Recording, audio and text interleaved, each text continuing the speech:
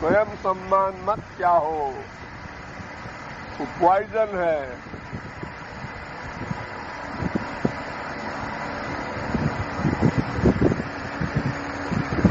एक बात इतनी इम्पोर्टेंट है कि आप लोगों ने इस पर विशेष ध्यान नहीं दिया। छोटी छोटी बातों को आप लोग फील करते हैं अपने गृहस्थ में और टेंशन लाते हैं, अपना नुकसान करते हैं।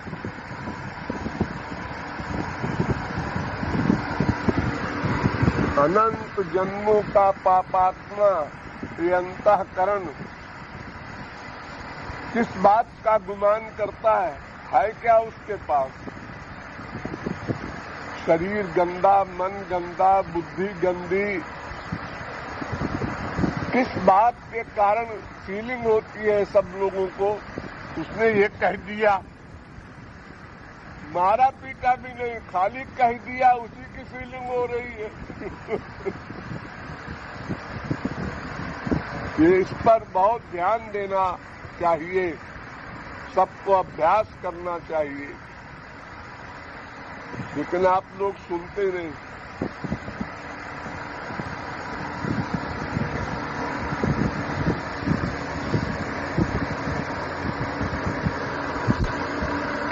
बाधा है भगवत भक्ति में, सबसे पहली और सबसे बड़ी बाधा।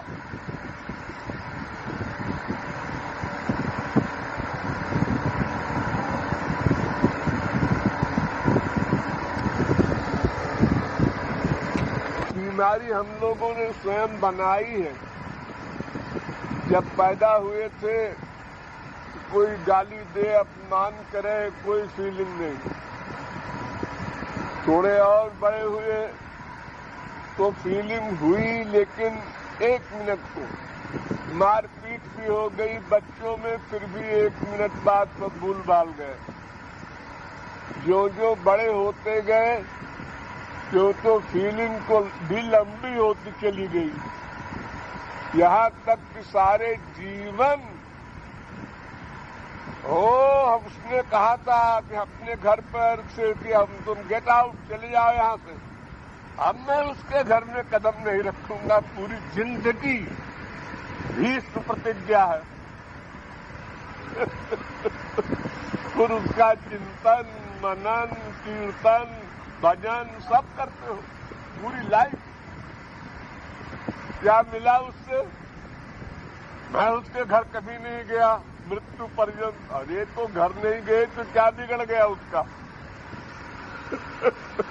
तुमने अपना नुकसान किया चिंतन कर करके दुश्मनी का।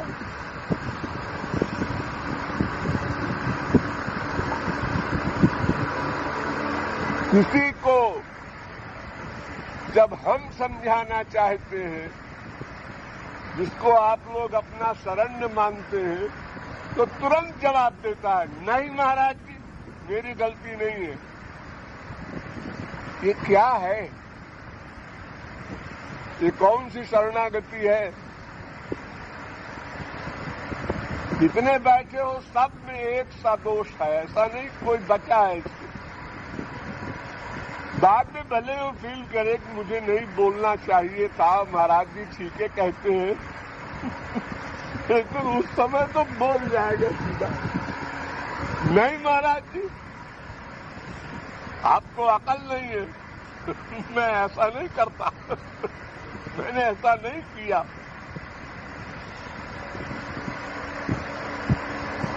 जब एक पर्सनैलिटी के साथ तुम लोग नहीं निभा सकते तो सारे संसार के साथ कैसे निभाओगे?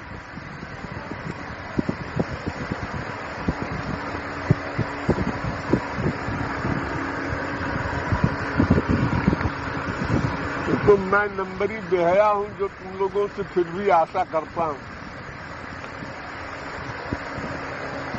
शायद अब सोचें 10 दिन के अभ्यास में आप लोग बहुत आगे बढ़ सकते हैं। ये शौक पैदा कर लीजिए, कोई बुराई करे हमारी और हम अंदर से मुस्कुराते रहेंगे, बाहर से भले ही गाली दे उसको। बाहर का व्यवहार कुछ रखो, उसमें शास्त्र वेद का कोई प्रतिबंध नहीं है। भीतर से नॉर्मल रहो, भीतर की मशीन खराब न होने दो।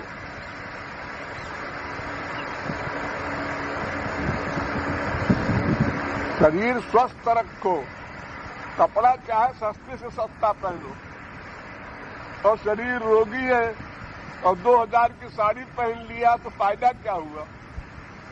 दुख तो मिल ही रहा है शरीर का।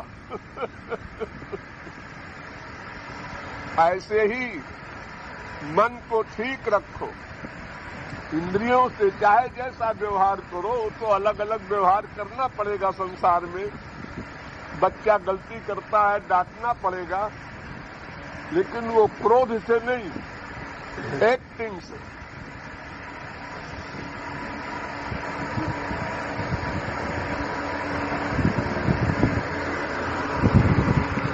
स्वार्थी का मतलब अपना नुकसान न करे,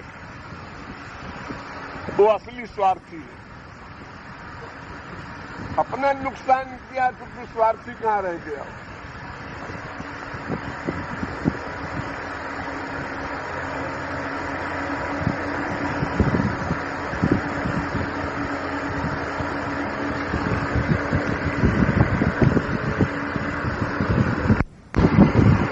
ये बेपढ़ा लिखा, कम पढ़ा लिखा, सुंदर, कुरूप, धनवान, गरीब, सबका एक सा हाल है। सब उसी बीमारी के बीमार हैं। अगर कोई ऐसा हो कि हमारा ऐश्वर्य इंद्र के समान है, हमारे पास धन कुबेर के समान है, हमारे पास बुद्धि बृहस्पति के समान है, हमारी प्रतिष्ठा गणेश जी के समान है, जैसे रावण था, यमराज भी उसके चरण दबाया करता था।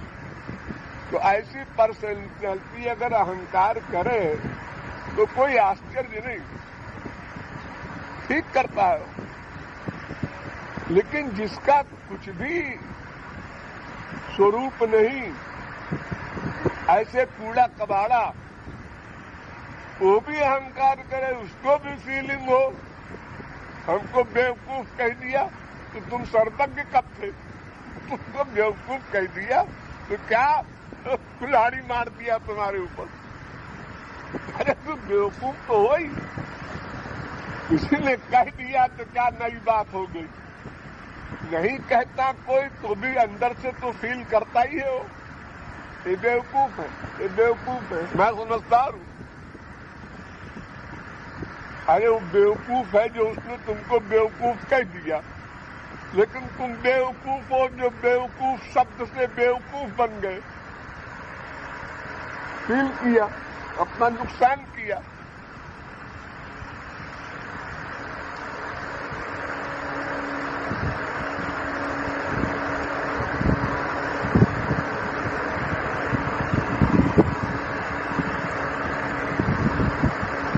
सोचो, समय बीता जा रहा है, कब सोचोगे?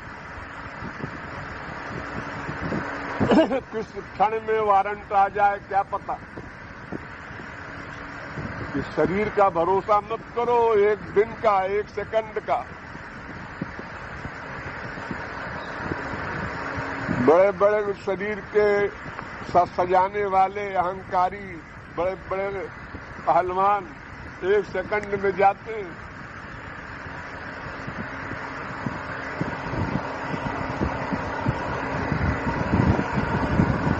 वहां ये नहीं देखा जाता इसके जाने से कितना बड़ा नुकसान होगा।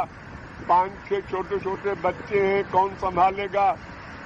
अरे लास्ट टाइम हो गया, बच जाइए, हो गया। तुम अच्छे बच्चों के जिम्मेदार नहीं हो, जबरदस्ती तुम अपने को मानते हो कि हम सब कुछ करते हैं। सबका कर्म अपने अपने साथ है, उसको भोगना पड़ेगा। तुम रहोगे तो, न रहोगे तो।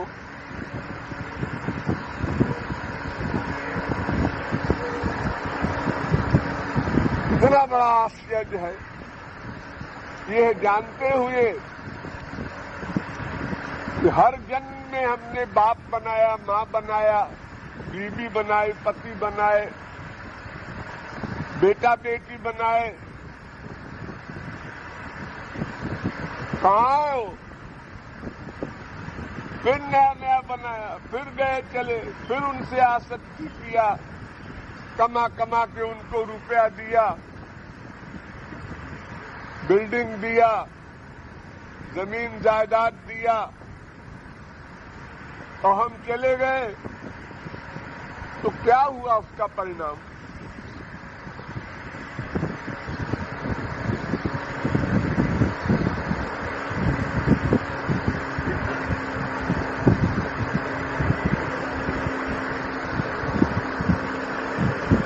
अपना परमार्थ बनाने की सोचो, दूसरे की चिंता करते हो, अपनी चिंता करते नहीं। कितना बड़ा ये अज्ञान है कि अपनी चिंता करना स्वार्थी व्यक्ति का ये कर्तव्य है।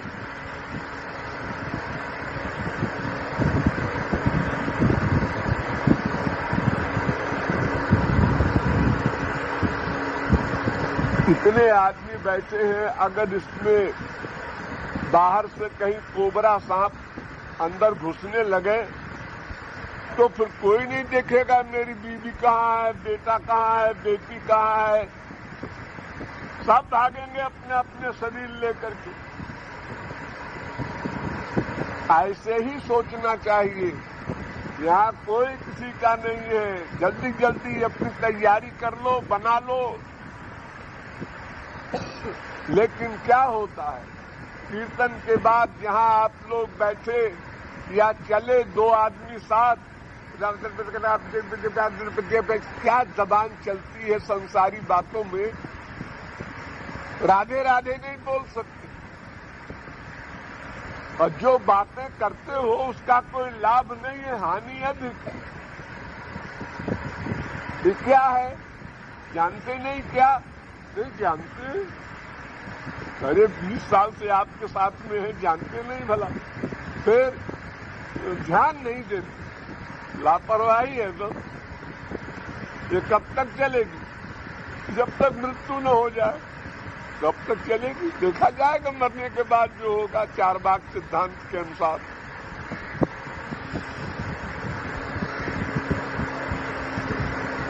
अरे भाई, घर छोड़ के आए हो, वृंदावन में हो, इससे बड़ा और क्या सौभाग्य होगा किसी का भी? तो कम से कम यहां तो इतना कर लो कि हम किसी से कोई बात नहीं करेंगे। कीर्तन के बाद में भी हम लेटरिन जा रहे हैं, बाथरूम जा रहे हैं, राधे राधे मन ही मन या होठ हिलें, बस इतना हम बोलते रहेंगे, ध्यान करते रहेंगे, ये सोचते रहेंगे। क्या पता अगला क्षण न मिले। जो ये हम सुना करते हैं, अंत गति सोमति, तो अपने मन को लगाए रहो, लगाए रहो।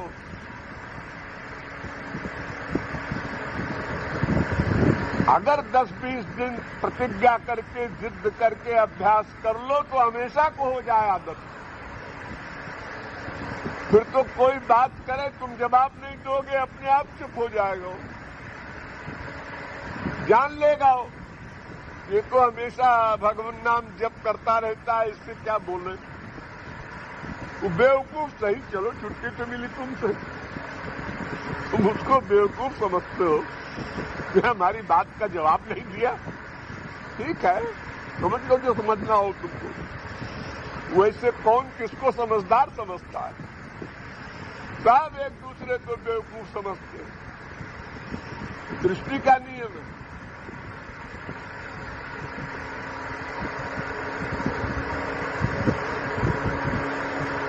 अगर बेवकूफ न समझते तो कम से कम गुरु जी ने जो उपदेश दिया है उसी का चिंतन करते। क्या कहा था गुरु जी ने? सोचो उसको बार बार।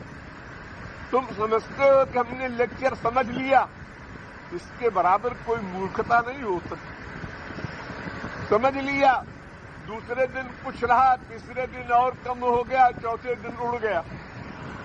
बड़ा अच्छा बोले, बड़ा अच्छा समझाए, क्या समझाए थे? अच्छा समझाए थे, बस यही समझा हमको। उसका मनन करो तब प्रैक्टिकल होगा। जितना मनन करोगे वो मनन तुम्हें प्रैक्टिकल करा देगा जबरदस्ती। जल्दी करो, जल्दी करो।